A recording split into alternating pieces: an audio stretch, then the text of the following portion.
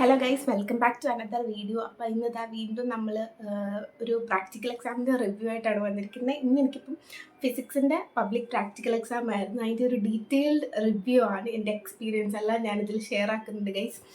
അപ്പം ഞാൻ first batch ആയിരുന്നു. അപ്പോൾ രാവിലെ ആയിരുന്നു എനിക്ക് എക്സാം ഉണ്ടായിരുന്നത്. എനിക്ക് കിട്ടിയിട്ടുണ്ടായിരുന്നത് മൊമെൻറ്റ് ബാറും കോൺകേവ് മിററും ആയിരുന്നു ഗൈസ്. എനിക്ക് രണ്ടും എളുപ്പമായിരുന്നു. അതിൻ്റെ കാൽക്കുലേഷനിലുള്ളതാണ് എനിക്ക് കുറച്ച് പേടി ഉണ്ടായിരുന്നത്.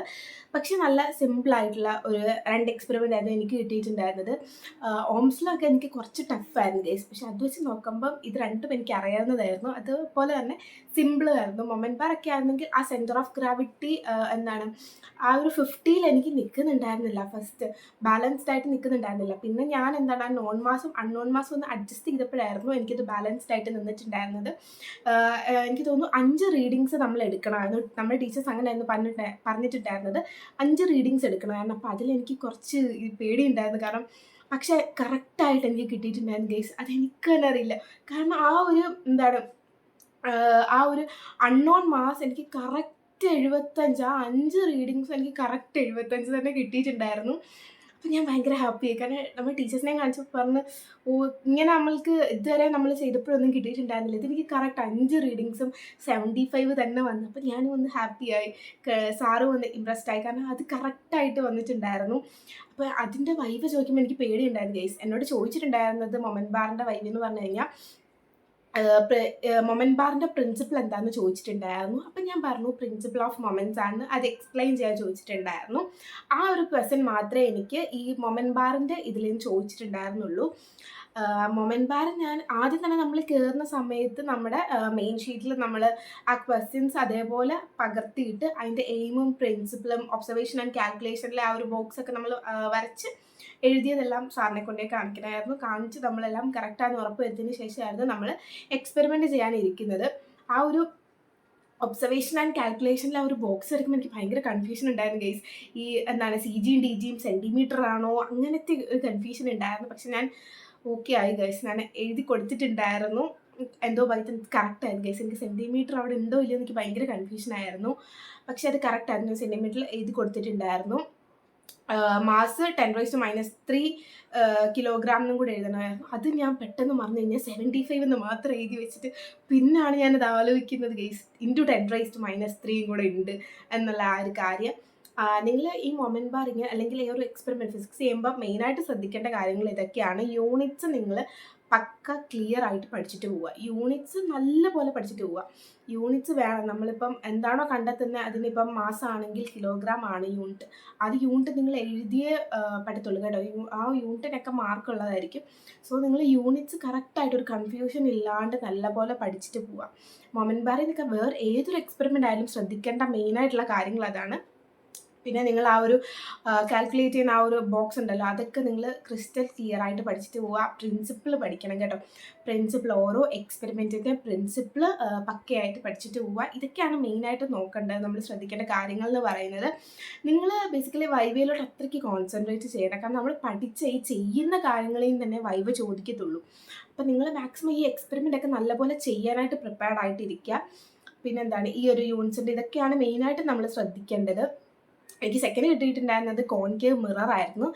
എനിക്ക് നോർമലി എനിക്ക് ഒന്നുകൂടെ എളുപ്പം കോൺവെക്സ് ലെൻസ് ആയിരുന്നു കേട്ടോ. ലെൻസാണ് എനിക്ക് കൂടുതൽ എളുപ്പം. നമുക്ക് ചെയ്യാനായിട്ടുണ്ടായിരുന്ന കോൺകേവ് മിററും കോൺവെക്സ് ലെൻസ് നമുക്ക് ഉണ്ടായിരുന്നുള്ളൂ. അതായത് നമുക്ക് മൊത്തത്തിൽ ചെയ്യിപ്പിച്ചതിനകത്ത് കോൺകേവ് ലെൻസ് ഒന്നും ഉണ്ടായിരുന്നില്ല.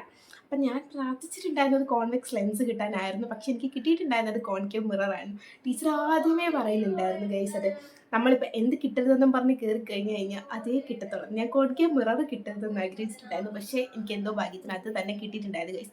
പക്ഷെ എനിക്കത് അറിയാം കേട്ടോ, ചെയ്യാനൊക്കെ അറിയാമായിരുന്നു. പക്ഷെ എനിക്ക് കുറച്ചൊരു എളുപ്പമായിട്ട് തോന്നിയിട്ടുള്ള കോൺവെക്സ് ലെൻസ് ആയിരുന്നു. മിററും പക്കയായിട്ട് എനിക്ക് 10 പോയിൻറ്റ് എത്രയോ തന്നെ കറക്റ്റായിട്ട് എനിക്ക് ഫോക്കൽ ലെങ്ത് കിട്ടിയിട്ടുണ്ടായിരുന്നു. ഞാൻ വിചാരിച്ചു സാറ് എന്താ ഫോക്കൽ ലെങ്ത് ഒക്കെ എന്തുവായിരുന്നായിരിക്കും വൈവിയിൽ ചോദിക്കുന്നുണ്ടായിരിക്കും. പക്ഷെ എൻ്റെ അടുക്ക് ചോദിച്ചിട്ടുണ്ടായിരുന്നത് ഈ ഒരു മിററിനെ ബേസ് ചെയ്ത് ചോദിച്ചിട്ടുണ്ടായിരുന്നത് കോൺവെക്സ് മിറർ കണ്ടിട്ടുണ്ടോ എന്ന് എൻ്റെ അടുക്ക് ചോദിച്ചു. എങ്ങനെ ഇരിക്കുന്നതിനൊക്കെയായിരുന്നു ചോദിച്ചിട്ടുണ്ടായിരുന്നത്.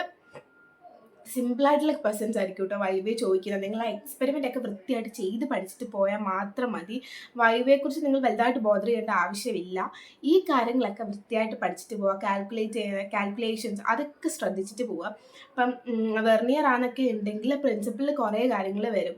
ഇപ്പം എന്താണ് വെർണിയറും സ്ക്രൂ ഗേജിലും വരുന്നുണ്ട്. ലീസ് കൗണ്ട് എന്താണ്, അതിൻ്റെ ഇപ്പം എന്താണ് VSR, MSR, അതൊക്കെ ഫുൾ ഫോം അതെല്ലാം കൊടുക്കണം നിങ്ങൾ ഈ ഒരു പ്രിൻസിപ്പിളിനകത്ത്.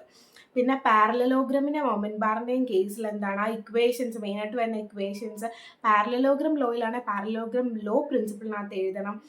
മൊമെന്റ് ബാർ ആണെന്നുണ്ടെങ്കിൽ ആ ഇക്വേഷൻസ് എഴുതി ആ ഒരു പടം പാരലലോഗ്രമിൽ ആ പടം നിങ്ങൾ വരയ്ക്കണം. ഇതൊക്കെയാണ് മെയിനായിട്ട് വരുന്നത്. പിന്നെ എനിക്ക് concave mirror UV method calculation ആയിരുന്നു കിട്ടിയിട്ടുണ്ടായിരുന്നു. കുറേ കുട്ടികൾക്ക് എന്തായിരുന്നു UV ഗ്രാഫ് മെത്തേഡും ചോദിച്ചിട്ടുണ്ടായിരുന്നു. ഞാൻ പ്രാർത്ഥിച്ചിട്ട് പോയിട്ടുണ്ടായിരുന്നു ഗൈസ്. പക്ഷേ UV ഗ്രാഫ് കിട്ടിയതെന്ന് ഞാൻ പ്രാർത്ഥിച്ചിട്ടുണ്ടായിരുന്നു. പക്ഷെ അതെന്തോ അതേപോലെ തന്നെ നടന്നിട്ടുണ്ടായിരുന്നു. ഓവറോൾ എനിക്ക് നല്ല സിമ്പിളായിട്ടാണ് തോന്നിയിട്ടുണ്ടായിരുന്നത് ഫിസിക്സ്. ഇത് ചെയ്യുന്നതൊക്കെ അതുകൊണ്ട് ഭയങ്കര എളുപ്പമാണ് ഗൈസ്. ആ ഹോളിൽ ഫസ്റ്റ് എക്സ്പെരിമെൻ്റ് എഴുതി കഴിഞ്ഞ് ഞാൻ കൊടുത്തിട്ടുണ്ടായിരുന്നു സാറിൻ്റെ കയ്യിൽ. പക്ഷേ വൈവ ചോദിച്ചപ്പോൾ എനിക്കൊരു കാര്യം ഭയങ്കര ടെൻഷനായിരുന്നു ഗൈസ്. കാരണം സാറിങ്ങനെ നമ്മളോട് വൈവ ചോദിച്ചിട്ട് ഒന്നും അവിടെ ടിക്ക് മാർക്ക് ഒന്നും ഇടുന്നതായിട്ട് ഞാൻ കണ്ടില്ല. അപ്പോൾ ഞാൻ ഭയങ്കരമായിട്ട് പേടിച്ച് പോയിട്ടുണ്ടായിരുന്നു. പിന്നെ ആർട്ടിനും ടിക്ക് മാർക്കൊക്കെ ഉണ്ടായിരുന്നു, എല്ലാത്തിനും ഉണ്ടായിരുന്നു, എക്സ്പെരിമെൻറ്റിനും എല്ലാം. അപ്പോഴാണ് എനിക്കൊന്ന് സമാധാനമായത് ഗൈസ്. ഞാൻ ഭയങ്കരമായിട്ട് ടെൻസ്ഡ് ആയിട്ടുണ്ടായിരുന്നു ആ ഒരു സമയത്ത്.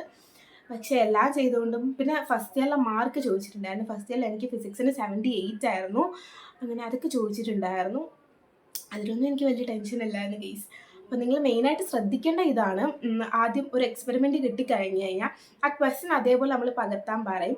ആ ക്വസ്റ്റ്യൻ എഴുതിയതിനു ശേഷം അതിൻ്റെ എയിം എന്ന് പറയുന്നത് ക്വസ്റ്റ്യനിൽ തന്നെ കാണും. എയിം എഴുതുക, ദെൻ അതിൻ്റെ പ്രിൻസിപ്പിൾ എഴുതി കൊടുക്കുക. പ്രിൻസിപ്പിൾ കഴിഞ്ഞ് കഴിഞ്ഞാൽ ഒബ്സർവേഷൻ ആൻഡ് കാൽക്കുലേഷൻ എന്ന് പറഞ്ഞ ഹെഡിങ് കൊടുത്തിട്ട് ആ ഒരു കാൽക്കുലേഷൻ്റെ ബോക്സിലൂടെ നിങ്ങൾ ഫില്ല് ചെയ്ത് കൊടുത്താൽ മതി.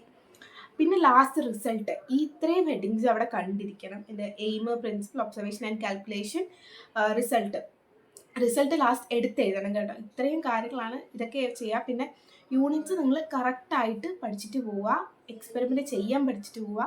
പിന്നെ വൈവയെക്കുറിച്ച് കൂടുതലായിട്ട് ബോധർ ആവേണ്ട ആവശ്യമില്ല. വൃത്തിയായിട്ട് പഠിച്ചിട്ട് പോയി കഴിഞ്ഞാൽ എല്ലാം സെറ്റാണ്. അപ്പോൾ ഓക്കെ.